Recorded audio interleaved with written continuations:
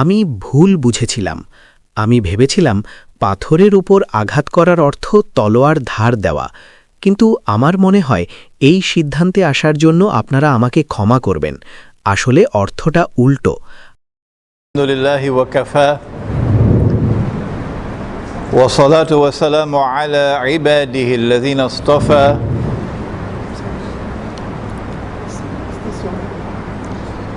খুসুসান আলা আফদালিহিম ওয়া খাতামিন নাবিয়্যিন মুহাম্মাদিনিল আমিন ওয়া আলা আলিহি ওয়া সাহবিহি আজমাইন ওয়া বা'দ। فأعوذ بالله من الشيطان الرجيم بسم الله الرحمن الرحيم ونزلنا عليك الكتاب تبيانا لكل شيء وهدى ورحمة وبشرى للمسلمين। আমরা আল্লাহর বরকতময় নাম দিয়ে শুরু করছি। আমরা তার প্রশংসা করি এবং তার পবিত্রতা ঘোষণা করি, যেমনটি তার প্রশংসা ও পবিত্রতা ঘোষণা করা উচিত। এবং আমরা তার সকল সম্মানিত রাসূলগণের উপর শান্তি ও বরকতের জন্য দোয়া করি, বিশেষ করে তাদের মধ্যে সর্বশেষ ও সর্বশ্রেষ্ঠ বরকতময় নবী মুহাম্মদ সাল্লাল্লাহু তাআলা আলাইহি ওয়াসাল্লামের উপর। ভাই ও বোনেরা, সম্মানিত ইমাম সাহেব, মালয়েশিয়ার কুয়ালালামপুরের পেটালিংজায়ার এই সূরা ও আল মুহাম্মাদিয়াতে উপস্থিত সকলকে আসসালামু আলাইকুম ওয়া রাহমাতুল্লাহি ওয়া বারাকাতুহু। আজকের রাতে আমাদের আলোচনার বিষয়টি অত্যন্ত কৌতূহলোদ্দীপক। এটি একটি আকর্ষণীয় বিষয়, একটি চিন্তাশীল বিষয়, এমন একটি বিষয় যা শোনার পর দীর্ঘদিন আপনাদের ভাবাবে।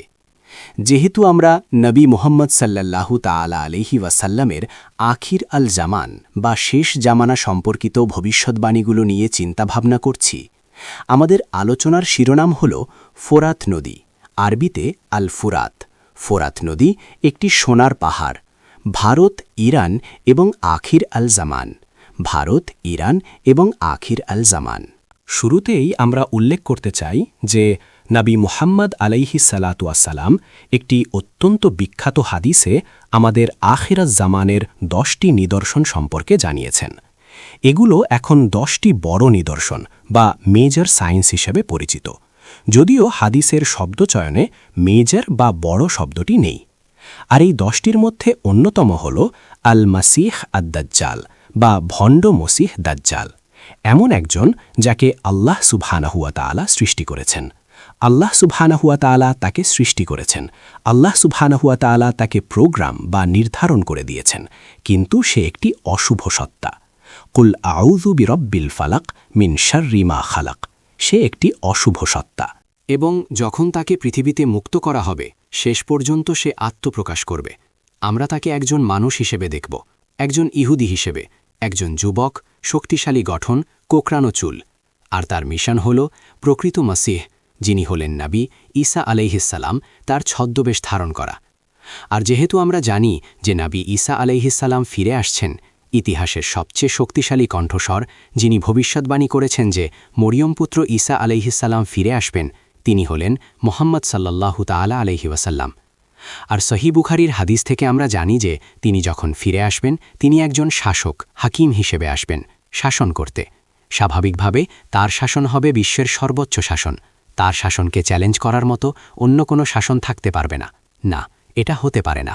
তাই তিনি বিশ্বের শাসক শক্তি হিসেবে ফিরে আসবেন এবং তিনি ন্যায় বিচারের সাথে শাসন করবেন।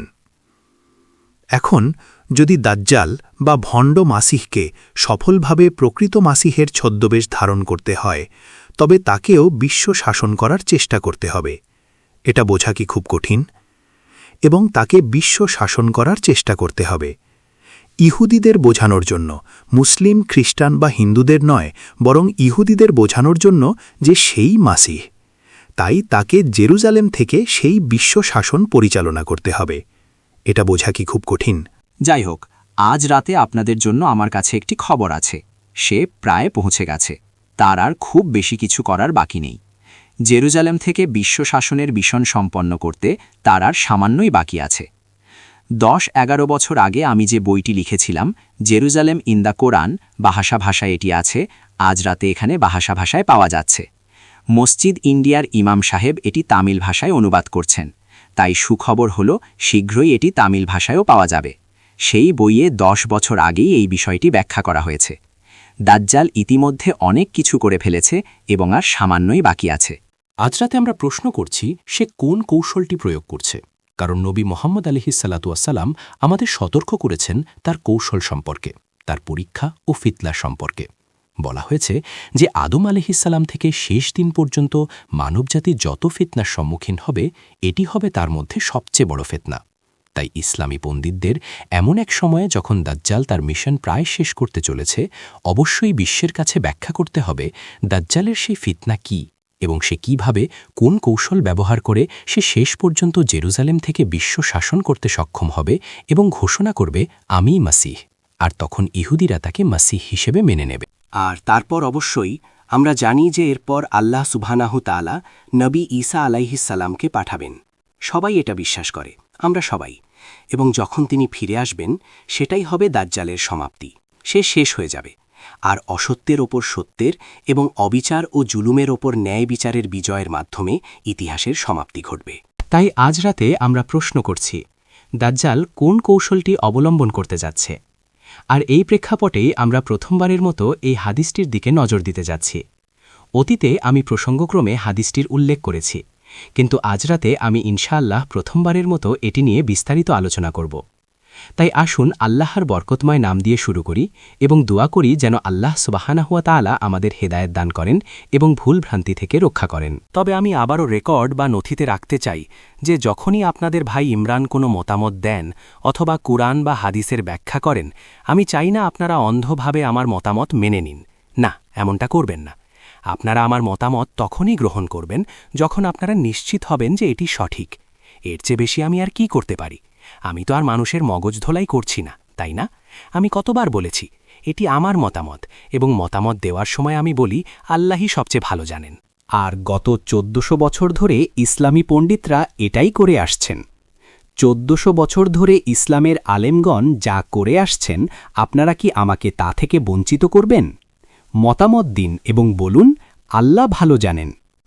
নবীজি আলাইহি সালাতুয়া সালাম বলেছেন যে দাজ্জাল রুটির পাহাড় নিয়ে আসবে, আর মানুষ রুটির জন্য তাকে অনুসরণ করবে।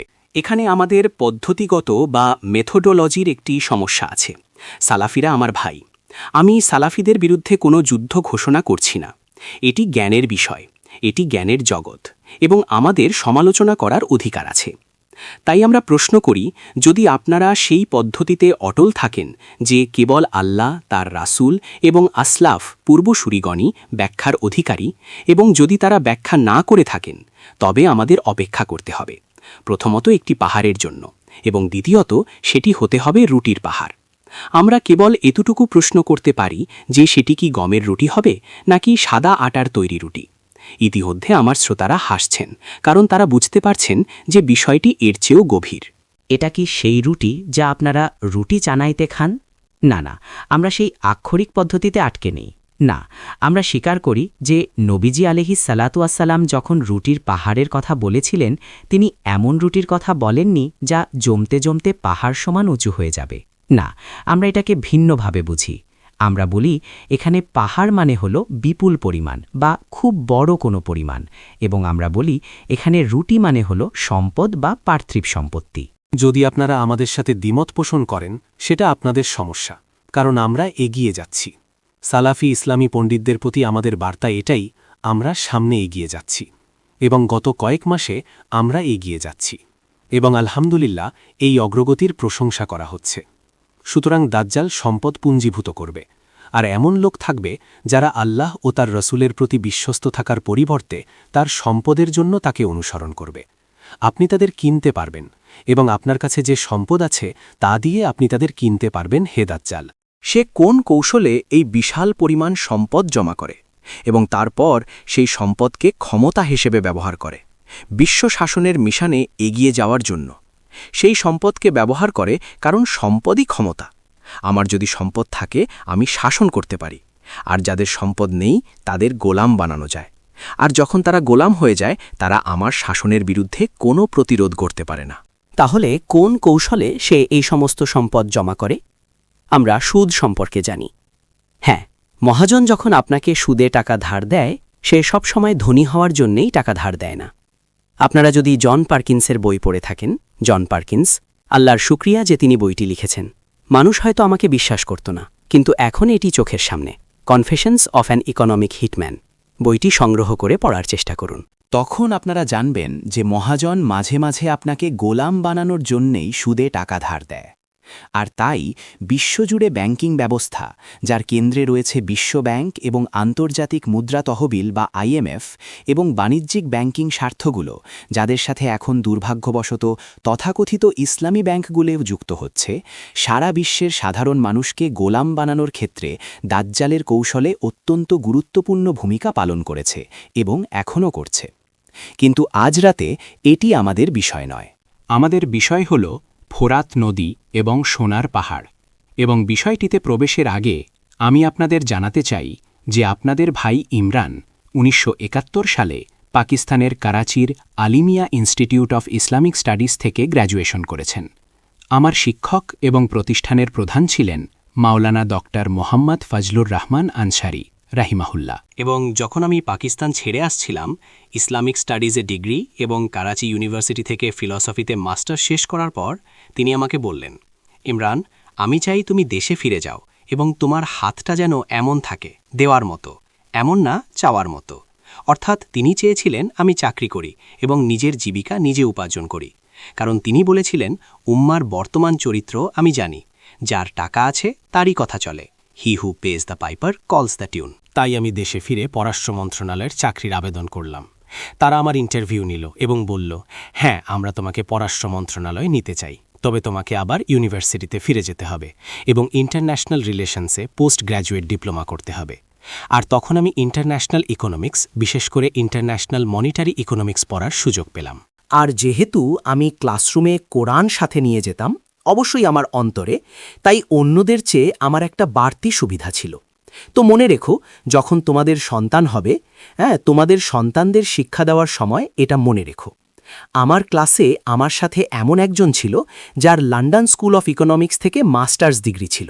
আর ফরাসি, ব্রিটিশ, ক্যানাডিয়ান, আমেরিকান ইউনিভার্সিটি থেকে আসা লোকজন, তারা সবাই এই গরিব পাকিস্তানি ডিগ্রির দিকে নিচু চোখে তাকাত।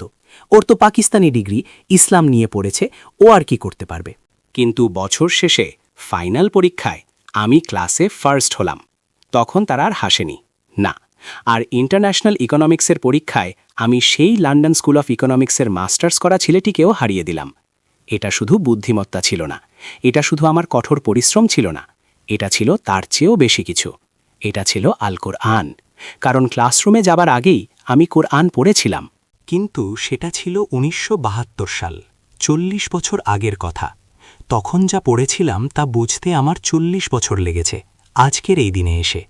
এবং ফুরাত নদী ও সোনার পাহাড় সম্পর্কিত সেই হাদিসটি বুঝতে ও তার গভীরে প্রবেশ করতে। কারণ আমি 40 বছর আগে ইন্টারন্যাশনাল মনিটারি ইকোনমিক্স পড়েছিলাম, আমি ব্রেটন উডস চুক্তি পড়েছিলাম, আমি ইন্টারন্যাশনাল মনিটারি ফান্ড বা IMF পড়েছিলাম, আমি IMF-এর আর্টিকেলস অফ এগ্রিমেন্ট পড়েছিলাম। গত 40 বছর ধরে আমি আন্তর্জাতিক অর্থনীতি পর্যবেক্ষণ করেছি। কিন্তু কুরআন সাথে থাকা সত্ত্বেও আমি তখন যা বুঝিনি, এখন তা বুঝতে পারছি, তখনও বুঝতে পারিনি। এবং ঘটনাগুলো না ঘটা পর্যন্ত আমি এই হাদিসের অর্থ খুঁজে পাইনি। যখন আমেরিকা ইরানের ওপর তাদের ব্যাংকিং সিস্টেমের ওপর অর্থনৈতিক নিষেধাজ্ঞা বা এম্বার্গো দিল এবং তারপর ইউরোপীয় কমিউনিটিও একই কাজ করল, আপনারা তো জানেন। উদ্দেশ্য ছিল ইরানের টুটি চেপে ধরা, যাতে ইরান তাদের তেল বিক্রি করতে না পারে। আর তখন ভারত সাড়া দিল। আমার জন্য এটা ছিল লজ্জাজনক যে হিন্দু ভারত এমন কাজ করল যা কোনো মুসলিম সরকার করার সাহস পায়নি, একটাও না। এরা নাকি আমাদের নেতা, আর এদেরকেই আপনারা নির্বাচনে ভোট দেন। ভারত ইরানকে বলল, চলো কথা বলি। আর ইরান সোনার বিনিময়ে তেল বিক্রি করতে রাজি হল, আর ভারতও সোনার মাধ্যমে তেলের দাম পরিশোধ করতে সম্মত হল। এভাবেই তারা আমেরিকান নিষেধাজ্ঞা এবং ইউরোপীয় অর্থাৎ জায়নবাদী নিষেধাজ্ঞাকে পাশ কাটিয়ে গেল। রাশিয়া এবং চীনও এখন একই পথ অনুসরণ করছে। আর তাই তারা যা করেছে তার ফলে আমরা এখন সাক্ষী হতে যাচ্ছি।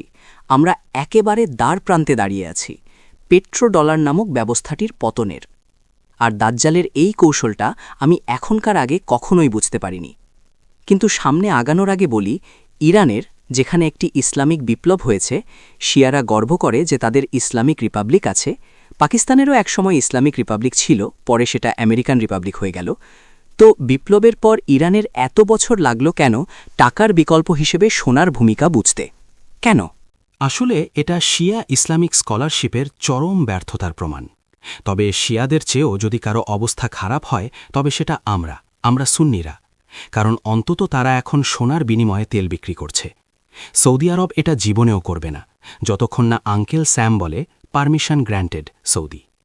জায়নবাদী রাষ্ট্র কাতার কখনো এটা করবে না। সৌদি আরবের জায়নবাদী রাজতন্ত্র কখনো এটা করবে না। জায়নবাদী বিশ্বের এই পোষা কুকুরছানাগুলো, পাপিজ, যারা আজ নিজেদের মুসলিম দেশ বলে দাবি করে, তাদের কেউই এটা করবে না যতক্ষণ না জায়নবাদীরা তাদের অনুমতি দেয়। তাই আজ রাতে আমরা ইরানের প্রশংসায় মাথা নত করছে, যারা তাদের অমান্য করেছে এবং যারা এখন সোনার বিনিময়ে তেল বিক্রি করতে প্রস্তুত, যা সাদ্দাম হোসেন করতে চেয়েছিলেন, আর সে কারণেই তাকে নামিয়ে দেওয়া হয়েছিল। যা মুয়াম্মার কাদ্দাফি করতে চেয়েছিলেন, সে কারণেই তাকে শেষ করে দেওয়া হয়েছিল। কিন্তু ইরানে হামলা করা ভিন্ন বিষয়। আপনারা ইরানে হামলা করতে পারবেন না, কারণ যদি করেন তবে বিশ্বযুদ্ধ বেঁধে যাবে। এমন নিউক্লিয়ার যুদ্ধ শুরু হবে যা আমেরিকা এবং ইউরোপকে ধ্বংস করে দেবে। আর এ কারণেই আমেরিকানরা চায় না ইরানে হামলা হোক। এটা বোঝার জন্য পিএইচডি ডিগ্রির দরকার নেই। তাই শিয়া ইসলামিক স্কলারশিপ, আমরা তোমাদের নিয়ে গর্বিত নই।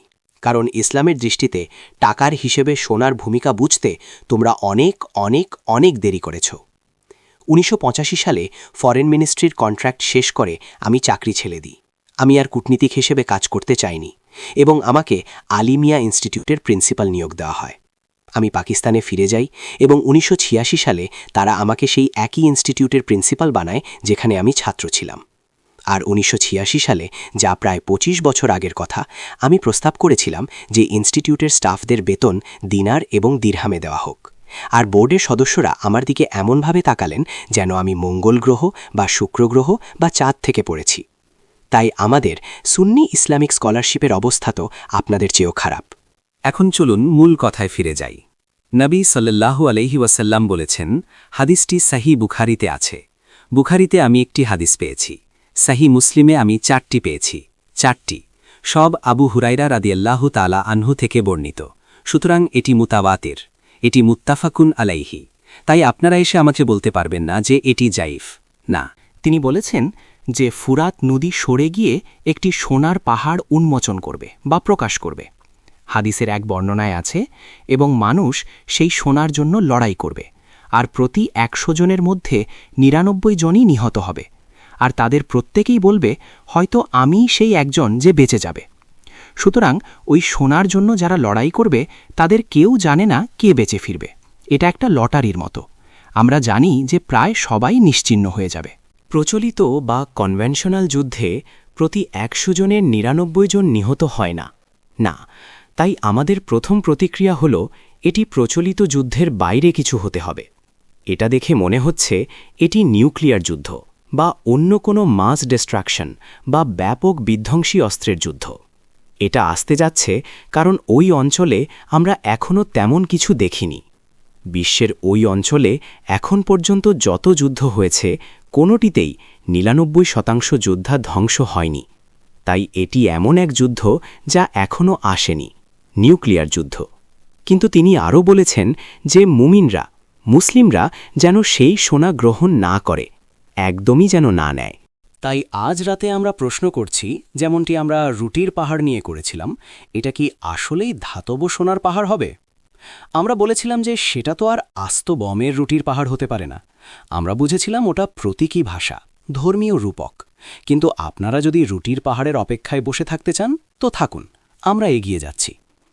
আমি এই বার্তাটি সালাফি ইসলামিক স্কলারদের দিচ্ছি এবং আমি কোনো অসম্মান করে বলছি না। না, আমি বক্সিং গ্লাভস হাতে নিয়েও বলছি না। না, আমি শুধু বলছি যে আপনাদের সাথে আমাদের মতের অমিল আছে, আপনাদের পদ্ধতি বা মেথোডোলজির সাথে আমাদের দ্বিমত আছে, আর আমরা আপনাদের জন্য অপেক্ষা করছি না, আমরা এগিয়ে যাচ্ছি। তাই আজ রাতে আমরা বলতে চাই, নদীর নিচ থেকে উঠে আসা কোনো ধাতব সোনার পাহাড়ের জন্য আমরা অপেক্ষা করছি না, যা আকাশ ছোবে। না, আমরা এটাকে ধর্মীয় প্রতীক বা রূপক হিসেবে চিহ্নিত করছি, কিন্তু তাই বলে সব কিছুই ধর্মীয় রূপক নয়। না, নবী সাল্লাল্লাহু আলাইহি ওয়াসাল্লাম যখন বলেছেন যে নবী ঈসা আলাইহিস সালাম ফিরে আসছেন, সেটা কি প্রতীকী? কি বাজে কথা! না, সেটা বাস্তব, সেটা সত্যি। যখন তিনি বলেছেন তিনি বিয়ে করবেন, অবশ্য আমি আশা করি তিনি কোনো ফিলিস্তিনি মেয়েকে বিয়ে করবেন ইনশাআল্লাহ। যখন তিনি বলেছেন তিনি বিয়ে করবেন, তার সন্তান হবে, এটা কি প্রতীকী? না। তিনি বলেছেন তিনি মারা যাবেন, তিনি বলেছেন তোমরা তার জানাজা পড়বে, তিনি বলেছেন তাকে আমার পাশে দাফন করা হবে। ভ্যাটিকান যা ইচ্ছা বলতে পারে, পোপ যা ইচ্ছা বলতে পারে। যখন ঈসা আলাইহিস সালাম ফিরে আসবেন এবং মৃত্যুবরণ করবেন, তাকে মুহাম্মদ সাল্লাল্লাহু আলাইহি ওয়াসাল্লামের পাশেই দাফন করা হবে, আপনারা পছন্দ করুন বা না করুন। ইনি আল্লাহর নবী। আপনাদের কি তাকে মেনে নেওয়ার সময় হয়নি? আপনাদের কি এখনও বলার সময় হয়নি, লা ইলাহা ইল্লাল্লাহু মুহাম্মাদুর রাসূলুল্লাহ? আল্লাহ ছাড়া কোনো উপাস্য নেই এবং মুহাম্মদ তার রাসূল। সুতরাং সব কিছু প্রতীকী নয়। না, কিছু প্রতীকী, কিছু প্রতীকী নয়। আর দুটোর মধ্যে পার্থক্য করার জন্য আপনার আধ্যাত্মিক অন্তর্দৃষ্টি বা বাসিরা প্রয়োজন। তাই আমরা পাহাড় বলতে বুঝছি বিশাল কোনো পরিমাণ, কিন্তু সেটা কি সোনা হবে, মানে ধাতুটি? আমরা বলছি না। আমরা বলছি ফোরাত নদী যেখানে অবস্থিত সেই এলাকা থেকে এমন কিছু বের হবে, বিশাল পরিমাণে এমন কিছু বেরিয়ে আসবে যা সোনার ভূমিকা বা কাজ পালন করবে, যা কারেন্সি বা টাকার মতো কাজ করবে, এবং আমরা সেটাকে তেল হিসেবে চিহ্নিত করছি। এটা আমাদের মতামত। আপনারা আমাদের মতো গ্রহণ করবেন না যতক্ষণ না আপনারা নিশ্চিত হন যে এটি সঠিক। এর চেয়ে বেশি আমি আর কি করতে পারি? কিন্তু এই ব্যাখ্যা দেওয়ার অধিকার কি আমার আছে? আমাকে থামানোর চেষ্টা করে দেখুন, সফল হবেন না, কারণ প্রমাণ তো এখনই চোখের সামনে, সারা বিশ্ব জুড়ে। সারা বিশ্বে যারা শুনছে তারা এই মত গ্রহণ করছে, আপনাদেরটা নয়। তেল যখন টাকার ভূমিকা পালন করে, বিশ্ব তখন পেট্রোডলার নামক কিছুর সাক্ষী হয়। আর আমি এটা বুঝিনি, 40 বছর ধরে আমি বুঝিনি। আজ রাতে আমাকে স্বীকার করতেই হবে যে 1944 সালে যখন তারা ব্রেটন উডসে বসেছিল এবং এই আন্তর্জাতিক মনিটারি সিস্টেম তৈরি করেছিল, তখন তাদের পরিকল্পনাই ছিল শেষ পর্যন্ত ফুরাত নদীর সেই সোনার পাহাড়ে পৌঁছানো। কিন্তু আমি সেটা বুঝিনি। না, আমি বুঝিনি। 1944 সালে ব্রেটন উডসে তারা যা করেছিল তা হল এমন একটি আন্তর্জাতিক মুদ্রা ব্যবস্থা তৈরি করা যা সরকারিভাবে দিনার ও দিরহামকে প্রতিস্থাপন করবে। এখন টাকা হিসেবে স্বর্ণের ব্যবহার নিষিদ্ধ। এমনকি ডক্টর মাহাতিরও এটা জানতেন না যতক্ষণ না আমি বিষয়টি তার নজরে আনি। আমাদের ভাষায় বললে মুদ্রা হিসেবে স্বর্ণ ব্যবহার করাকে এখন হারাম করা হয়েছে। 1944 সালে জায়নবাদীরা ঠিক এটাই করেছিল, কিন্তু আল্লাহ দিনার ও দিরহামকে মুদ্রা হিসেবে হালাল করেছেন। এমনকি স্কুলের একটা বাচ্চাও তা জানে। আমি অবাক হই যে ব্যাংক নাগারা বা মালয়েশিয়ার কেন্দ্রীয় ব্যাংক এখনও কেন এটা জানে না। দয়া করে কেউ কি আমার হয়ে ব্যাংক নাগারাকে এই খবরটা পৌঁছে দেবেন? যে আল্লাহ দিনার ও দিরহামকে মুদ্রা হিসাবে হালাল করেছেন। দিনার কুরআনে আছে, দিরহাম কুরআনে আছে। দিনার ও দিরহাম সুন্নাহতেও আছে। আল্লাহ যা হালাল করেছেন, আপনি যদি তা হারাম করেন তবে কি সেটা পাপ নয়? আল্লাহ দিনার ও দিরহামকে হালাল করেছেন, আর আপনাদের আইন দিনার ও দিরহামকে মুদ্রা হিসাবে নিষিদ্ধ করছে, ঠিক? তার মানে আপনারা এটাকে হারাম বানাচ্ছেন। এটা কি পাপ নয়? আপনারা কেন মাথা নাড়ছেন না বা হ্যাঁ বলছেন না? আপনারা কি ভয় পাচ্ছেন? তারা আপনাদের গ্রেফতার করতে পারবে না, অনেক দেরি হয়ে গেছে। হ্যাঁ, এটা একটা পাপ, কিন্তু এটা কি ধরনের পাপ আপনারা কি জানেন? এটা কি শিরক? হ্যাঁ, কোরআনের কোন সূরাটি আপনারা দলিল হিসাবে দেবেন? সূরা আত-তাওবা সঠিক, সূরা আত-তাওবা সঠিক। বাদা আউযু বিল্লাহি মিনাশ শাইতানির রাজীম। ইত্তাখাযু আহবারাহুম ওয়া রুহবানাহুম আরবাবাম মিন দুনিল্লাহ ওয়াল মাসীহ ইবনে মারইয়াম ওয়া মা উমিরু ইল্লা লিয়াবুদু ইলাহান ওয়াহিদা লা ইলাহা ইল্লা হুয়া সুবহানাহু আম্মা ইউশরিকুন। তারা আল্লাহকে ছেড়ে তাদের পণ্ডিত ও যাজকদের প্রভু হিসাবে গ্রহণ করেছে এবং মরিয়ম পুত্র মসীহকেও, অথচ তারা এক ইলাহের ইবাদত করার জন্যই আদিষ্ট হয়েছিল। তিনি ছাড়া কোনো ইলাহ নেই। তারা যে শরিক করে তিনি তা থেকে পবিত্র। এই আয়াত নাজিল হওয়ার পর এক ব্যক্তি রাসূলুল্লাহ সাল্লাল্লাহু আলাইহি ওয়াসাল্লামের কাছে এসে বললেন, হে আল্লাহর রাসূল, খ্রিস্টানরা তো তাদের যাজকদের ইবাদত বা পূজা করে না, আর ইহুদিরাও তাদের রাবাইদের পূজা করে না, তাহলে আল্লাহ কেন এমন বললেন? এটাই ছিল প্রশ্ন। জবাবে নবীজি সাল্লাল্লাহু আলাইহি ওয়াসাল্লাম বললেন, আল্লাহ যা হারাম করেছেন তারা কি তাকে হালাল করেনি? এটাই তাদের শিরক। আর সাধারণ মানুষ কি তা মেনে নেয়নি এবং অনুসরণ করেনি? এটাই তাদের শিরক। সুতরাং আপনি যদি হালালকে হারাম করেন তবে সেটা শিরক, আর যদি হারামকে হালাল করেন সেটাও শিরক। সুতরাং ১৯৪৪ সালে তারা যা করেছিল, এই টাকার ব্যবস্থার ভিত্তি, এই আন্তর্জাতিক মুদ্রা ব্যবস্থার মূল ভিত্তি গড়ে উঠেছিল শিরকের উপর। আজ পর্যন্ত মুফতিরা এটা বুঝতে পারছেন না। আজ পর্যন্ত মুফতিরা দাঁড়িয়ে বলছেন না যে এটা শিরক। আমি জানি না আর কি করার আছে। আপনাদের মধ্যে কারো কারো জন্মের আগে থেকে আমরা এই বিষয়ে লেকচার দিয়ে আসছি, তবুও মুফতিরা দাঁড়িয়ে ঘোষণা দিচ্ছেন না যে এটা শিরক। কেন? একদিন তাদের এর জবাব দিতে হবে, একদিন তাদের অবশ্যই জবাব দিতে হবে। ব্রেটেন উডসে তারা যা করেছিল তা হলো তারা ঘোষণা দিল যে এখন থেকে কাগজের টাকার এই জগৎ সরকারিভাবে দিনার ও দিরহামকে সরিয়ে দেবে।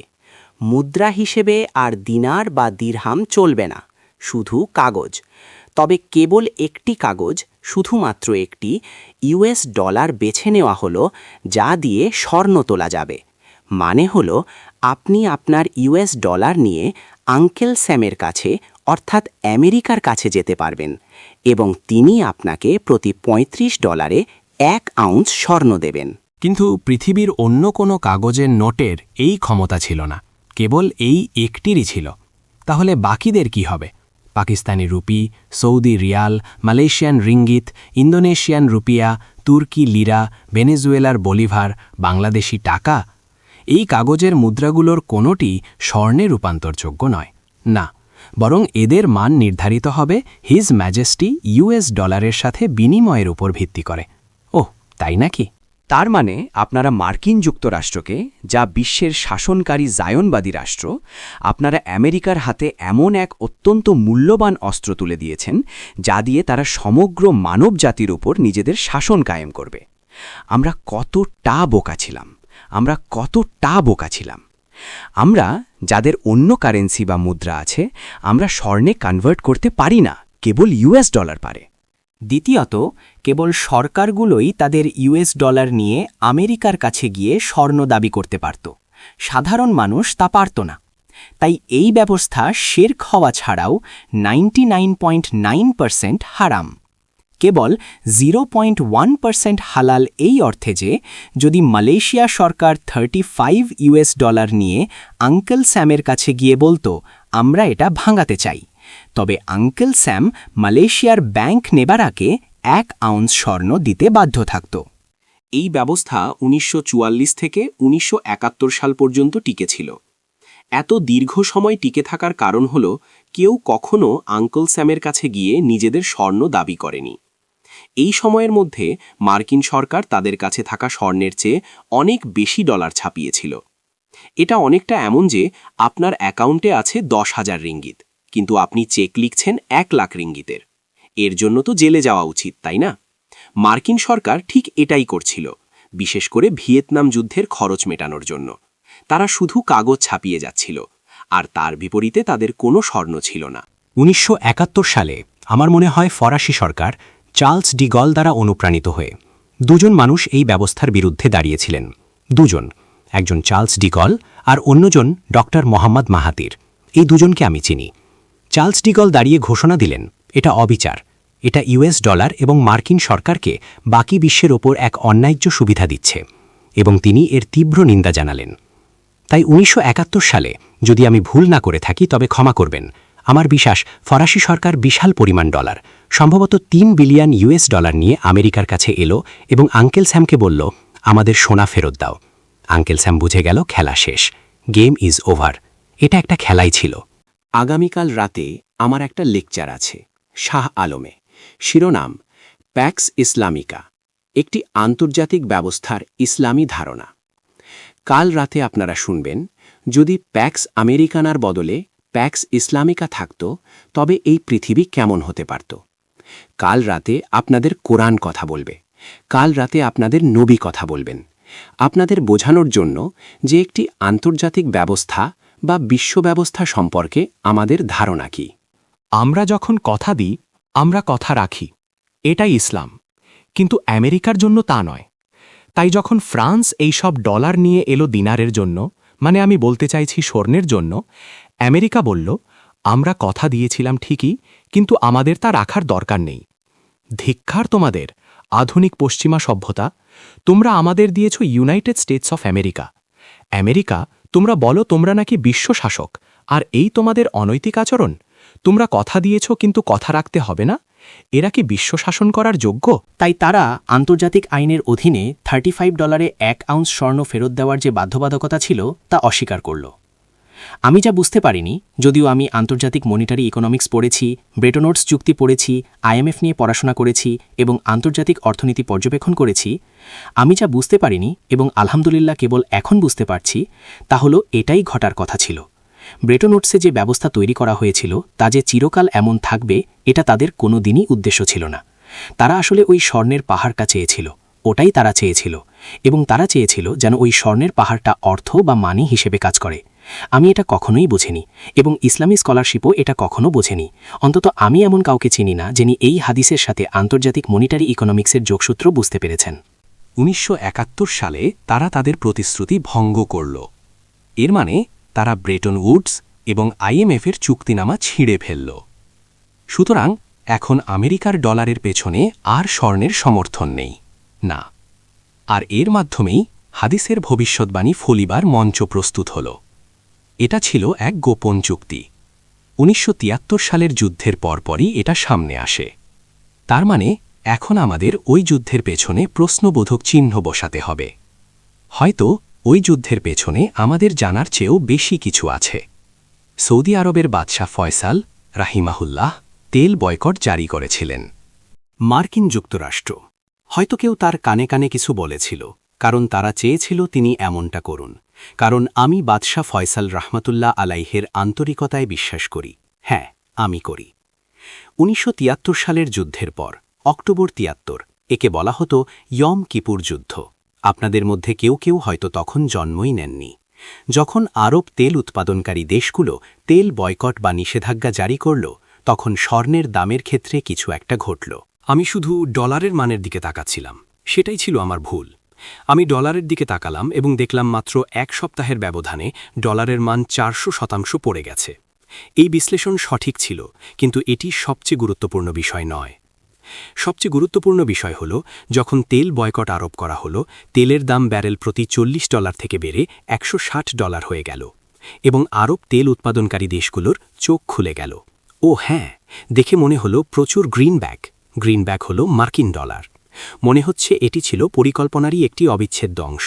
1973 সালের যুদ্ধ এবং তেল নিষেধাজ্ঞার পর তেলের দামে অকল্পনীয় বৃদ্ধি ঘটে। সেটা কত ছিল? স্বর্ণের দাম 40 থেকে বেড়ে 160 হয়েছিল। তেলের দাম ঠিক কতটা বেড়েছিল আমার মনে নেই, তবে সেটাও ছিল অভাবনীয়। কারণ যুদ্ধের আগে তেল বিক্রি হতো ব্যারেল প্রতি $4, $5 বা $6। আরব তেল উৎপাদনকারী দেশগুলো হঠাৎ বুঝতে পারল যে এখানে প্রচুর টাকা কামানোর সুযোগ আছে। আর যুক্তরাষ্ট্রের ছিল খুব ধূর্ত এবং চতুর এক সেক্রেটারি অফ স্টেট, যার নাম হেনরি কিসিঞ্জার। প্রেসিডেন্ট ছিলেন, নামটা যেন কি, রিচার্ড নিক্সন। হ্যাঁ, তাই কিসিঞ্জার সৌদি আরবে গেলেন এবং কিসিঞ্জার সফল হলেন। আমি আশা করি এবং দোয়া করি যে আমি বাদশাহ ফয়সাল রহমতুল্লাহ আলাহের ব্যাপারে অবিচার করছি না। যদি আমি তা করি, আল্লাহ যেন আমাকে ক্ষমা করেন। কিন্তু এগুলো গোপন আলোচনার বিষয় এবং আমার কাছে এর কোনো রেকর্ড নেই, তাই আমি পরিস্থিতির আলোকে অনুমান করছি। কিসিঞ্জার ফয়সাল রহমাতুল্লাহ আলাইকে বোঝাতে সক্ষম হয়েছিলেন, আর যখন তিনি ফয়সালকে বোঝালেন, ফয়সাল বুঝতে পারলেন যে এখন প্রচুর অর্থ উপার্জনের সুযোগ আছে। চুক্তিটা ছিল এমন: আমরা চাই আপনি একটি আইন তৈরি করুন যে আপনারা কেবল মার্কিন ডলারেই তেল বিক্রি করবেন। আর বাদশাহ ফয়সাল সেই ফাঁদে পা দিলেন। আল্লাহ তাকে ক্ষমা করুন। যে মুহূর্ত থেকে আপনি সিদ্ধান্ত নিলেন যে আপনারা মার্কিন ডলারে তেল বিক্রি করবেন, তারপর আপনি অন্যান্য আরব তেল উৎপাদনকারী দেশগুলোকে বোঝাতে গেলেন, কারণ তারা সৌদি আরবের দিকে তাকিয়ে থাকত এবং তারা সবাই দ্রুত রাজি হয়ে গেল। আর ওপেক অর্থাৎ পেট্রোলিয়াম রপ্তানিকারক দেশগুলোর সংস্থা তখন ওপেকের সমস্ত সদস্য রাষ্ট্রের জন্য একটি নিয়ম প্রতিষ্ঠায় সফল হল যে আমরা সবাই একমত, আমরা কেবল মার্কিন ডলারেই তেল বিক্রি করব। আর এভাবেই জন্ম হল পেট্রো ডলারের। ব্রেটন উডসে তারা আসলে এটাই চেয়েছিল, কিন্তু ইমরান তখন সেটা বুঝতে পারেনি।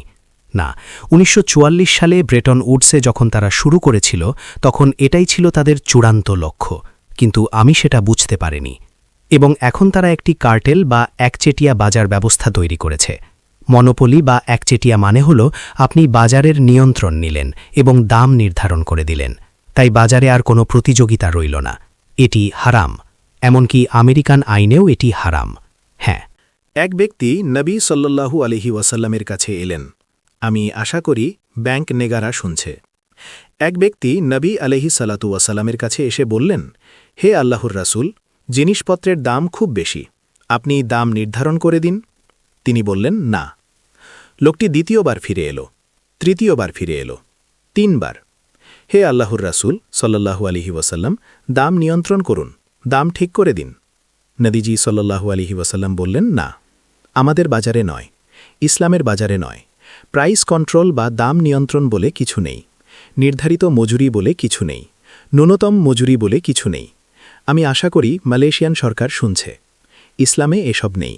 ইসলাম বিশ্বকে একটি মুক্ত এবং ন্যায্য বাজার উপহার দেয়, আর বাজারই দাম নির্ধারণ করে। না, আপনি বলতে পারেন না ৩ তারিখের দাম এত, আর সেটা দেয়ালে টাঙিয়ে দিলেন। ওটা হারাম। ৩ তারিখ বিক্রি হবে বাজার দরের ভিত্তিতে। রুটি চানাই এত টাকা, হারাম।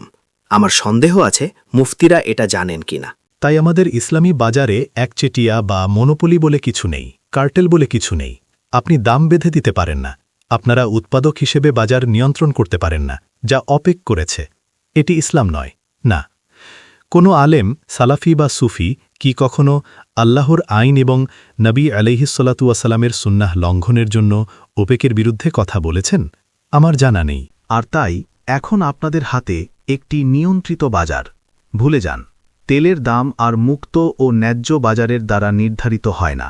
ওসব ভুলে যান। তেলের দাম এখন তাদের দ্বারা কারসাজি করা হয় যারা বাজার নিয়ন্ত্রণ করে। আর তারা তেলের সাথে যা করেছে, কোকো, কফি, চিনি, চাল এবং সমস্ত পণ্যের সাথে তাই করেছে। তারা বাজারে কারসাজি করে এবং দাম ঠিক করে দেয়। পৃথিবীর কোথাও আর মুক্ত ও ন্যায্য বাজার নেই। এটি চোরদের একটি জায়নবাদী বাজার। ইহুদি ধর্ম কি আপনাদের বিশ্বকে এটাই উপহার দিয়েছে? মোটেই না। আপনারা ইহুদি ধর্মকে বিকৃত করেছেন এবং আপনারা ইহুদি ধর্মকে ধ্বংস করছেন। এখন বিষয়ের মজার অংশটি আসছে। তখন থেকেই তেলের দাম কেবল একদিকেই যাচ্ছে। আপনারা কি খেয়াল করেছেন? এটি ব্যারেল প্রতি ৬, ৭, ৮ ডলার ছিল।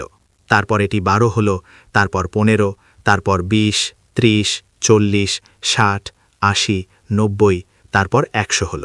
এখন তো ১০০র বেশি। আর সারাক্ষণ ইমরান ভেবেছে মার্কিন ডলার ধসে পড়ছে, কারণ আমি বিষয়ের কেবল এই অংশটিতেই মনোযোগ দিচ্ছিলাম। আর যেহেতু মার্কিন ডলারের মান পড়ে যাচ্ছিল, বিশ্বের বাকি সব মুদ্রার মানও কমে যাচ্ছিল। আপনারা যদি মনে করেন ৫ বছর আগে আপনাদের মালয়েশিয়ান মুদ্রার যে মান ছিল এখনও তাই আছে, তবে আপনারা স্বপ্নের জগতে আছেন। ৫ বছর আগে আপনার পকেটে একই রিঙ্গিত দিয়ে আপনি বেশি ধনী ছিলেন। আপনার রিঙ্গিতের মান কমে যাচ্ছে আর আপনি তা টেরও পাচ্ছেন না। তাই আমি বিষয়ের ওই অংশটিতে ফোকাস করছিলাম, এই অংশে নয়। ওটাই আমার ভুল। তেলের দাম বাড়ছেই তো বাড়ছেই, আর এটা দুর্ঘটনাবশত নয়, এটা পরিকল্পনারই অংশ। এজন্যই নবীজি বলেছিলেন মোমিনদের ওই স্বর্ণ স্পর্শ করা উচিত নয়। যখন থেকে তেল মার্কিন ডলারে বিক্রি হওয়া শুরু হলো, তেল এখন টাকার মতো কাজ করছে। যেখানে আগে স্বর্ণ কাগজের নোটের জামানত হিসেবে কাজ করত, এখন তেল সেই কাগজের জামানত দিচ্ছে। তাই ১ নম্বর বিষয়, মার্কিন ডলার এখন আগের চেয়ে অনেক উঁচুতে ওড়ার সুযোগ পেয়েছে। এমনকি যখন স্বর্ণের বিপরীতে এর মান কমছে, তখনও যুক্তরাষ্ট্র আরও বেশি ধনী হচ্ছে। ফোর্ট নক্সে কতটুকু সোনা আছে তা নিয়ে তাদের আর মাথা ঘামাতে হয় না। টাকা বানানোর জন্য আপনার শুধু ৩টি জিনিস দরকার: একটি ছাপার মেশিন, কাগজ এবং কালি। আর আপনি যত খুশি টাকা ছাপাতে পারেন। অথচ ওই বোকার দল, ওই অজ্ঞ মূর্খরা, আমি জানি না ইয়ৌমাল কিয়ামা আল্লাহ তাদের সাথে কি করবেন। ইমরান হোসেন সহ ইসলামের আলেমরা ব্যর্থ হয়েছেন। কি ঘটছে তা বুঝতেও শোচনীয়ভাবে ব্যর্থ হয়েছেন। প্রতিবাদ করা তো দূরের কথা। সমসাময়িক বিশ্বে ইসলামী পাণ্ডিত্যের কি বিশাল ব্যর্থতা। তাই ১৯৭৩ সাল থেকে মার্কিন ডলার এখন আগের চেয়ে অনেক সহজে উঠতে পারে। আর যুক্তরাষ্ট্র আরও বেশি শক্তিশালী হয়ে ওঠে মানবজাতিকে শোষণ করার এবং বিশ্ব শাসনের এজেন্ডা এগিয়ে নেয়ার জন্য যুক্তরাষ্ট্রের সক্ষমতা দিন দিন বাড়ছে কিন্তু গল্পের শেষ এখানেই নয় গল্পে আরও কিছু আছে আরবরা দেখল কাগজ আসছে মার্কিন ডলার স্তূপের পর স্তূপ মার্কিন ডলার আসছে কারণ তেলের দাম বাড়ছে তো বাড়ছেই আর মার্কিন ডলার হল আন্তর্জাতিক মুদ্রা কিন্তু জানেন কি হেনরি কিসিঞ্জার ছিলেন চালাক বাদশাহ ফয়সাল এটা বোঝেননি যে যখন আপনি তেলের বাজার নিয়ন্ত্রণ করেন যা হারাম এবং তারপর দাম বাড়াতেই থাকেন এটি বিশ্বের অন্য যে কোনো পণ্যের চেয়ে বেশি বাড়ছে তেল আজ বিশ্ববাজারে কেনাবেচা হওয়া সবচেয়ে বড় পণ্য ভাবুন তো বিশ্বের বাকি দেশগুলোর কি অবস্থা হয় যাদের তেল কেনা সামর্থ্য নেই মিশরের কি হবে পাকিস্তানের বাংলাদেশের ইন্ডোনেশিয়ার যখন সৌদি আরব এবং আরব উপসাগরীয় রাষ্ট্রগুলোর ডলারের পাহাড় গড়ছে এত মার্কিন ডলার যে তারা জানে না এটা দিয়ে কি করবে তখন বিশ্বের ওই অংশটি আরও গরিব থেকে গরিব হচ্ছে আর জায়নবাদীরা পেছনে বসে মুচকি হাসছে যখন ইসলামের আলেমরা রুটি জানাই খাচ্ছে আর তারিক পান করছে আর তাই আমাদের নিজেদের লোকেরা আরব তেল উৎপাদনকারী দেশগুলো পেট্রোডলার ব্যবস্থার মাধ্যমে তাদের নিজেদের মুসলিম ভাইবোনদের দরিদ্র ও গোলাম বানাতে প্রধান ভূমিকা পালন করেছে যা জায়নবাদীদের সুবিধা দিয়েছে এজন্যই তিনি বলেছিলেন ওই স্বর্ণ স্পর্শ করো না আমরা যদি হাদিসটি আল হাদিস এখন যেভাবে বুঝছি ৪০ বছর আগে সেভাবে বুঝতাম তবে আমরা বিশ্বজুড়ে মুসলমানদের কাছে এই বার্তা পাঠাতাম চলুন একটি কাগজ দিয়ে শুরু করি মার্কিন ডলার ধরবেন না আমরা মার্কিন ডলার কিনব না কোনো কিছুর বিনিময়েই না এবং আমরা মার্কিন ডলারে বিক্রি করব না কারণ আমরা বুঝতে পেরেছি মার্কিন ডলার হল নিপীড়ন এবং আর্থিক দাসত্ব ব্যবস্থার রাজা আর্থিক নিপীড়ন এবং আর্থিক দাসত্ব আর এটি আমাদের সাহায্য করত মার্কিন ডলার দিয়ে শুরু করে তারপর কাগজের মুদ্রার পুরো জগৎ থেকে সরে আসতে যে আমরা এটি ব্যবহার করব না আমরা এটি স্পর্শ করব না এবং আমরা আমাদের দিনার এবং দিরহাম ব্যবহারে ফিরে আসব আর আপনারা যা ইচ্ছা করতে পারেন আপনারা এই সরকার হন বা ওই সরকার আমরা সুন্নার দিকেই ফিরে যাব নবী মোহাম্মদ সাল্লাল্লাহু আলাইহি ওয়াসাল্লাম বলেছেন যে আমার সুন্নাহকে পুনরুজ্জীবিত করবে আমার যে কোনো একটি সুন্নাহকে সে জান্নাতে আমার সঙ্গী হবে আর এখানে একটি সুন্নাহ হল দিনার এবং দিরহাম যা আজ হারিয়ে গেছে আর আমরা যদি দিনার ও দিরহাম ফিরিয়ে আনার চেষ্টা করি তবে এর অর্থ হল আমাদের অবশ্যই সেই ভুয়া প্রতারণাপূর্ণ এবং হারাম কাগজের টাকা ব্যবহার বন্ধ করতে হবে একমাত্র তখনই আমরা সুন্নাহকে ফিরিয়ে আনতে পারব তাই এসব আসলে অর্থহীন এখন অনেক মানুষ এমনকি পেনাংয়ের চীনেরাও দিনার দিরহাম তৈরি করে বিক্রি করছে আর তাদের কেউ কেউ তো চড়া দামে বিক্রি করছে তাই না তারা এর মাধ্যমে প্রচুর পয়সা কামাচ্ছে যাতে ধনীরা তাদের সম্পদ দিনার দিরহামে সুরক্ষিত রাখতে পারে আর এদিকে সেই ভুয়া কাগজের টাকা সাধারণ মানুষকে গোলাম বানিয়ে রাখছে এতে কোনো বরকত নেই আমরা পরামর্শ দিয়েছি প্রত্যন্ত গ্রামগুলোতে মুসলিম বসতি বা গ্রাম গড়ে তোলার জন্য আমাদের গ্রামে একটি বাজার থাকবে আর আমাদের বাজারে আমরা তোমাদের ওই মালয়েশিয়ান মুদ্রা ব্যবহার করব না না তোমরা যা ইচ্ছা করতে পারো আমাদের জেলে ভরতে চাও ভরো জেলে তোমাদের লজ্জা হওয়া উচিত ধিক্কার তোমাদের আমরা তোমাদের রিঙ্গিত ব্যবহার করব না যা খুশি করো আমরা সুন্নাহার দিকে ফিরে যাব আমরা দিনার ও দিরহাম ব্যবহার করব আর যদি তোমরা আমাদের দিনার দিরহাম ব্যবহারে বাধা দাও তবে আমরা চালকে টাকা হিসেবে ব্যবহার করব আমরা চিনিকে টাকা হিসেবে ব্যবহার করব তোমরা কি আমাদের চাল চিনি ব্যবহার করাও আটকাবে ধিক্কার তোমাদের লজ্জা হওয়া উচিত তোমাদের এটাই আমাদের পরিকল্পনা সুন্নাহাতে ফিরে আসা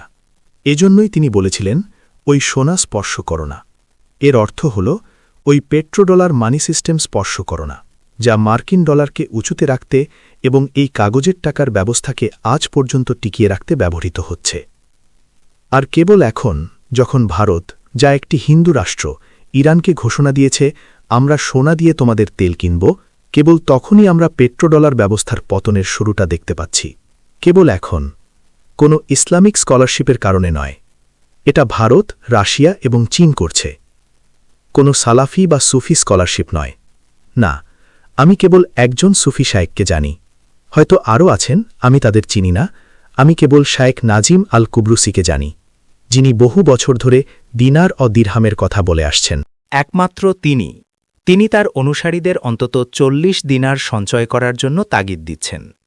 শেখ নাজিম বছরের পর বছর ধরে এটা করে আসছেন, আর আজ আমি প্রথমবারের মতো শুনলাম, এবং তার জন্য আলহামদুলিল্লাহ, যে শেখ নাজিম একটি ঘোষণা দিয়েছেন। কেউ যেন তাকে আর সুফি বলে ঘোষণা না দেয় বা না ডাকে। তিনি সুফি এবং তাসাউফ শব্দটিকে বাদ দিতে চান, আলহামদুলিল্লাহের জন্য। আমাদের এই পরিভাষার প্রয়োজন নেই যখন আমাদের কাছে আল ইহসান আছে, যা সুন্নার মধ্যেই রয়েছে। তবে তিনি কেন বলেছিলেন ওই সোনা স্পর্শ করো না, তার আরেকটি কারণ আছে। শেষ করার আগে আসুন তা ব্যাখ্যা করি। আমি বিশ্বাস করি এর দুটি দিক আছে। এটি কেবল আর্থিক অংশ নয়, বরং তেল এবং অর্থনীতির বিষয়ও।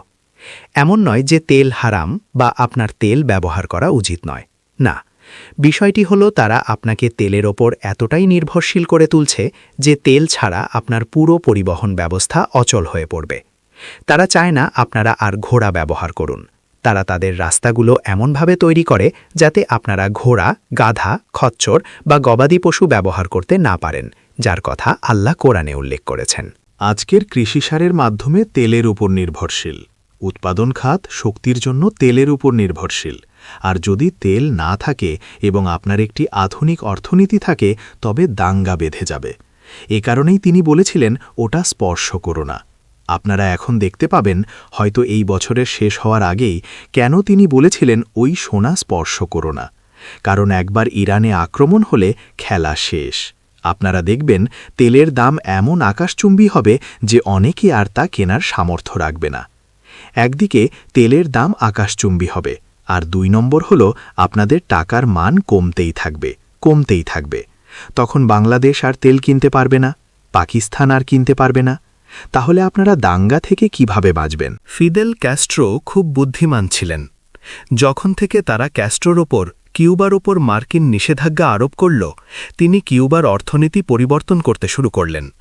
কিউবার অনেক মানুষ সাইকেল ব্যবহার করে, তাই তেলের জন্য তাদের দাঙ্গা করতে হয় না। কিউবায় উৎপাদন ব্যবস্থা এমন যে তারা তেল ছাড়াই চলতে পারে। কিন্তু পাকিস্তান তা করেনি, যা ক্যাস্ট্রো কিউবায় করেছিলেন।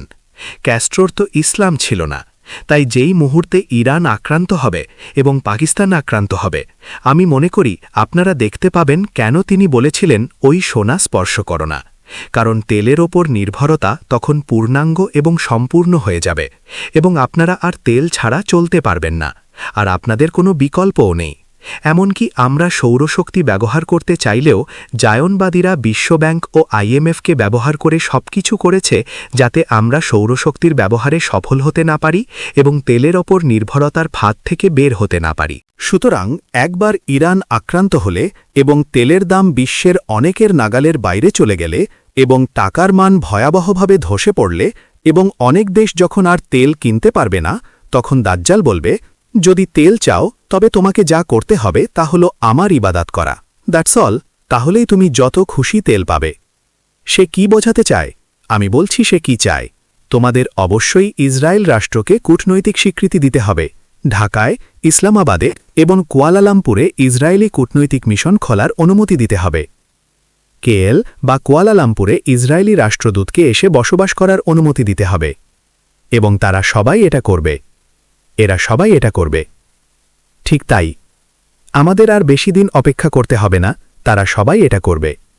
এবং দাজ্জাল তার পরিকল্পনা, তার কৌশল, তার পরীক্ষা এবং তার ফিতনায় চমৎকারভাবে সফল হবে। নবী সাল্লাল্লাহু আলাইহি ওয়াসাল্লাম কি সতর্ক করেননি? তিনি কি সতর্ক করেননি? সে দাজ্জাল রুটির পাহাড় নিয়ে আসছে। এটাই সেই রুটি, সেই বিশাল সম্পদ যা জমা করা হয়েছে, যাতে তারা এটাকে বলে, আমি শব্দটি ভুলে গেছি, ব্ল্যাকমেইল। তবে এটা ব্ল্যাকমেইল নয়, এটা হোয়াইটমেইল, কারণ এটা শ্বেতাঙ্গ বিশ্ব করছে। তেল দিয়ে ব্ল্যাকমেইল। তেল পাওয়ার একমাত্র উপায় হল যদি তুমি নতি স্বীকার করো। অনেকেই ইতিমধ্যে নতি স্বীকার করেছে। আমরা আপনাদের সামনে এই হাদিসের একটি ব্যাখ্যা তুলে ধরলাম। আমরা যদি সঠিক হই, তবে আপনাদের নবী সাল্লাল্লাহু আলাইহি ওয়াসাল্লাম আপনাদের বলেছেন, ওই সোনা স্পর্শ করো না। এবং আপনারা জানেন যে ধাতুর তৈরি পাহাড়ের জন্য আপনাদের অপেক্ষা করতে হবে না। না, তিনি আপনাদের যা বলছেন তা হল, পেট্রোডলারের ওপর নির্মিত ওই অর্থব্যবস্থা স্পর্শ করো না, এটা করো না। আর যদি আপনারা মুহাম্মদ সাল্লাল্লাহু আলাইহি ওয়াসাল্লামের অবাধ্য হন, তবে এর মূল্য দিতে হবে। এর অর্থ এটাও হতে পারে, তেলের ওপর নির্ভরশীল হয়েও না। আমাদের কি করা উচিত? উত্তর হল, একটি মস্তিষ্ক যথেষ্ট নয়। হয়তো এই মজলিসে উপস্থিত কেউ বা এই লেকচার শুনছেন এমন কেউ এই বিষয়টি গ্রহণ করবেন এবং আমি যা করতে পারি তার চেয়েও বেশি গবেষণা করবেন, কারণ আমার সময় নেই। আন্তর্জাতিক মুদ্রা ব্যবস্থা, ফোরাত নদী এবং সোনার পাহাড় নিয়ে গবেষণা করুন। এই বিষয়ের ওপর পিএইচডি থিসিস করুন। গবেষণাটি বের করে আনুন যাতে ইসলামের বিশ্ব সেই গবেষণা থেকে উপকৃত হতে পারে, এবং তারপর আমাদের কৌশল বের করতে হবে। আমাদের নবী সাল্লাল্লাহু আলাইহি ওয়াসাল্লামকে বিশ্বস্তভাবে মেনে চলার জন্য আমরা কি করতে পারি। আমি এখন পর্যন্ত একটি সমাধানের কথা বলেছি, আর তা হল প্রত্যন্ত গ্রামে সরে গিয়ে মুসলিম বসতি গড়ে তোলা। ইতিমধ্যে আমার কিছু ছাত্র যারা এই হলেই উপস্থিত আছে পেরাকে জমি কিনেছে এবং সেখানে চাষাবাদ ও দুগ্ধ খামার শুরু করার জন্য জমি প্রস্তুত করছে এবং কিছু কাম্পুং ঘর তৈরি করে সেখানে বসবাস শুরু করছে, এই হারাম, ভুয়া এবং প্রতারণাপূর্ণ অর্থব্যবস্থা থেকে মুক্ত থাকতে। আমরা দোয়া করি আল্লাহ সুবহানাহু ওয়া তাআলা যেন আমাদের কিয়ামতের আলামতগুলো আমরা যা বুঝি তার চেয়ে আরও ভালোভাবে বোঝার তৌফিক দেন, এবং আল্লাহ সুবহানাহু ওয়া তাআলার কাছে প্রার্থনা করি তিনি যেন আমাদের হেদায়েত দেন যাতে আমরা আজকের এই বিশ্বে বেঁচে থাকতে পারি এবং ইসলামে আমাদের ঈমান রক্ষা করতে পারি। ভারত এখন ইসরায়েল রাষ্ট্রের বিশ্বের অন্যতম কৌশলগত মিত্র। ইসরায়েল চায় আমেরিকার পতন হোক, ইসরায়েল চায় মার্কিন ডলারের পতন হোক, ইসরায়েল চায় তেলের দাম অস্বাভাবিকভাবে বাড়ুক। আর এ কারণেই ভারত আমেরিকার গলায় ছুরি চালানোর জন্য ইরানের সাথে চুক্তি করেছে, কারণ ভারত ইসরায়েলের সাথে আছে, আমেরিকার সাথে নয়। সৌদি আরব আজ ইসরায়েলের মিত্র, আমেরিকার নয়। না, তারা সবাই ইসরায়েলের মিত্র। হ্যাঁ, সে সঠিক। ইসলামের একটি যুদ্ধ নীতি আছে, এবং আমাদের যুদ্ধনীতি যা অবশ্যই পশ্চিমা বিশ্বের নেই তা হল আমরা অযোদ্ধাদের নন কম্ব্যাটেন্টসের ওপর আক্রমণ করি না। না, আমরা নির্বিচারে যুদ্ধ চালাই না। আমরা কেবল তাদের বিরুদ্ধেই অস্ত্র ধরি যারা আমাদের সাথে যুদ্ধে লিপ্ত। কিন্তু আয়াতুল্লাহ খামেনি পর্যাপ্ত মতামত দেননি। প্রথম অংশটি সঠিক যে পারমাণবিক অস্ত্রের ব্যবহার হারাম, কিন্তু কুরআন আমাদের আদেশ দিয়েছে ওয়া আইতু লাহুম মাস্তাতাতুম মিন কুওয়াতিন ওয়া মির রিবাতিল খাইলি তুরহিবুনা বিহি আদুওয়াল্লাহ। আল্লাহ চান তোমরা প্রতিরোধক শক্তি গড়ে তোলো, প্রতিরোধ শক্তি তৈরি করো, এমন শক্তি তৈরি করো যা দেখে শত্রু সম্মান করবে। শত্রু তোমাকে আক্রমণ করার সাহস পাবে না, কারণ শত্রু জানে তোমাকে আক্রমণ করলে তার পরিণতি কি হবে। আপনারা কেন মনে করেন আমেরিকা চায় না ইসরায়েল ইরানকে আক্রমণ করুক? কারণ আমেরিকা জানে রাশিয়ার কাছে কি ধরনের অস্ত্র আছে। হ্যাঁ, এবং যেহেতু রাশিয়ার কাছে এই অস্ত্রগুলো আছে, সেগুলো কুরআনের নির্দেশ অনুযায়ী প্রতিরোধক হিসেবে কাজ করে। তাই পারমাণবিক অস্ত্র রাখা এবং অন্যদের আক্রমণ থেকে বিরত রাখার জন্য পারমাণবিক অস্ত্রকে প্রতিরোধক হিসেবে ব্যবহার করা সেটা হালাল। যখন আপনার উপর পারমাণবিক অস্ত্র দিয়ে হামলা করা হয়, এমন অস্ত্র যা যোদ্ধা এবং সাধারণ নিরীহ মানুষের মধ্যে কোনো তফাত করতে পারে না, যখন এমন অস্ত্র দিয়ে আক্রমণ করা হয় তখন আপনারও অধিকার আছে একই ধরনের অস্ত্র দিয়ে জবাব দেয়ার, কারণ কুরআন বলছে জাযা ও সাইয়্যাতিন সাইয়্যাতুন মিসলুহা। আর ঠিক এই কারণেই ইসলামে দাস প্রথার বিধান রয়েছে। যখন শত্রুরা আমাদের যুদ্ধবন্দীদের দাস বানায় যারা তাদের হারে বন্দী, তখন পারস্পরিক কিসাস বা বদলার আইন কার্যকর হয়। যেহেতু তোমরা আমাদের বন্দীদের দাস বানিয়েছ, আমরাও তোমাদের বন্দীদের দাস বানাব। ঠিক একইভাবে পারমাণবিক অস্ত্রের ক্ষেত্রেও এই ল অফ রেসিপ্রোসিটি বা পারস্পরিকতার নীতি প্রযোজ্য। যদি আপনারা আমাদের উপর পারমাণবিক অস্ত্র দিয়ে হামলা করেন, আমরাও পারমাণবিক অস্ত্র দিয়েই তার জবাব দেব। আমি বলেছিলাম পরিকল্পনা হলো কাগজের টাকার পুরো জগৎটাকে ধসিয়ে দেওয়া, কারণ তাদের আর এটার প্রয়োজন নেই। কাগজের টাকা মানবজাতিকে শোষণ করার কাজ ইতিমধ্যেই সেরে ফেলেছে। এখন তাদের কাছে কাগজের টাকার চেয়েও ভালো কিছু আছে। তাদের নতুন এক ধরনের টাকা আছে। আমার মনে হয় না আপনারা এটা বিশ্বাস করবেন। এমন টাকা যা চোখে দেখা যায় না, অদৃশ্য টাকা। হ্যাঁ, এমন টাকা যা স্পর্শ করা যায় না, ধরা ছোঁয়ার বাইরের টাকা। গাধার মতো বুদ্ধিশুদ্ধি না থাকলে কে এটাকে টাকা হিসেবে মেনে নেবে, যে টাকা দেখা যায় না, ছোঁয়া যায় না? কিন্তু আগামীকালই দেখবেন আমরা ফতুয়া পেয়ে যাব। হ্যাঁ, এটা হালাল, ইলেকট্রনিক মানি, ডিজিটাল মানি। এখন আর আপনার প্রিন্টিং প্রেসের দরকার নেই, কাগজ বা কালি কেনারও দরকার নেই। শুধু টাইপ করলেই টাকা তৈরি। যেভাবে টাইপ করে ঢোকাবেন সেভাবে বেরও করবেন। হ্যাঁ, কিন্তু আপনি ব্যাংকিং সিস্টেম থেকে টাকা বের করে হাতে নিতে পারবেন না। না, সম্ভব না। আপনি কেবল এক অ্যাকাউন্ট থেকে অন্য অ্যাকাউন্টে স্থানান্তর করতে পারবেন, ব্যাস এটুকুই। সুতরাং আপনার টাকা জিম্মি হয়ে আছে, আর জায়নবাদীরা যখন খুশি আপনার টাকা মুছে দিতে পারে, কারণ সরকারগুলোকে কেনাও যায় আবার বিক্রিও করা যায়। আর যখন আমরা জানতে চাই রোম কারা, উত্তরটা খুব সহজ, কোরআনে যান। কারণ রোমের কথা কোরআনে আছে, গুলিবাতিরুর রোম। এ বিষয়ে দ্বিমতের কোনো সুযোগ নেই। কোরআনে বর্ণিত রোম হল কনস্ট্যান্টিনোপল ভিত্তিক বাইজেন্টাইন খ্রিস্টান সাম্রাজ্য, ইতালির রোম ভিত্তিক সাম্রাজ্য নয়। না, এটা পশ্চিম ইউরোপীয় খ্রিস্টানরাও নয়, যাদের অ্যাংলো আমেরিকান জোট আছে এবং যারা আমাদের ন্যাটো উপহার দিয়েছে। এরা সেই রোম নয়, এরা নয়, এরা নয়। আপনারা যাদের সাথে মৈত্রী করবেন তারা হল এই বাইজেন্টাইন খ্রিস্টানরা। যখন মুসলিমরা কনস্ট্যান্টিনোপল জয় করল, তখন সেখানকার প্যাট্রিয়ার্ক, যিনি খ্রিস্টান বিশ্বের এই অংশের পোপের মতো, ঘোষণা করলেন যে সদর দপ্তর এখন রাশিয়ায় স্থানান্তরিত হল। তাই খ্রিস্টান বিশ্বের এই অংশটি, যাকে কোরআনে রোম বলা হয়েছে, তাদের সদর দপ্তর এখন রাশিয়ায়। সুতরাং নবী সাল্লাল্লাহু আলাইহি ওয়াসাল্লাম যখন বলেছিলেন যে আপনারা রোমের সাথে মৈত্রী করবেন, অবশ্যই সেটা আখেরুজ্জামানের কথা। আপনারা আখেরুজ্জামানে রোমের সাথে মৈত্রী করবেন। আর বড় বড় দালান কোঠা না দেখা পর্যন্ত আখেরুজ্জামান আসে না, তাই না? আমরা এখন সেই ভবিষ্যৎবাণীর বাস্তবায়ন দেখতে পাচ্ছি। ইরান ইতিমধ্যে রাশিয়ার সাথে জোটে আছে, পাকিস্তানও সেদিকেই এগোচ্ছে। আর ন্যাটো যদি ইরান আক্রমণ করে, তবে রাশিয়ায়, দুঃখিত, তুরস্কে গৃহযুদ্ধ বেঁধে যাবে। কারণ অন্ধ, বধির এবং বোবা তুর্কি সরকার, যে সরকার এখনও ন্যাটোর বিশ্বস্ত মিত্র হয়ে বসে আছে এবং লিবিয়া দখলে ন্যাটোকে সমর্থন দিয়েছে, এই অন্ধ, বোবা ও বধির তুর্কি সরকার, যারা সিরিয়াকে আরেকটি লিবিয়া বানানোর চেষ্টায় ন্যাটোকে সাহায্য করছে, তারা এখনও ন্যাটোতে আছে। কিন্তু সাধারণ তুর্কি মুসলিমরা বলবে যথেষ্ট হয়েছে এবং তুরস্কে গৃহযুদ্ধ হবে। তুর্কি সরকার হয়তো আমার কথা শুনছে, তাতে কিছু যায় আসে না, কারণ এটা ঘটবেই। ন্যাটোকে বের করে দেয়া হবে। আর যখন তুরস্ক থেকে ন্যাটো বিতাড়িত হবে, তখনই হাদিসে বর্ণিত সেই কনস্ট্যান্টিনোপল বিজয় অর্জিত হবে। সেটা আসছে। আমি জানি না আর কতদিন লাগবে, কিন্তু আমার প্রশ্ন হল, আমরা যদি রোমের সাথে মৈত্রী করি, তবে আবিসিনিয়ার নাজ্জাশির কাছে আমাদের লোক পাঠালাম কেন? উত্তর হল, রোমের সাথে মৈত্রী হবে আখেরুজ্জামানে। লন্ডন এটা করে আসছে। লন্ডনের একটি নির্দিষ্ট এলাকায় সব এক্সচেঞ্জ বা বিনিময় কেন্দ্রগুলো আছে। তুলার এক্সচেঞ্জ, এই এক্সচেঞ্জ, সেই এক্সচেঞ্জ, গোল্ড এক্সচেঞ্জ।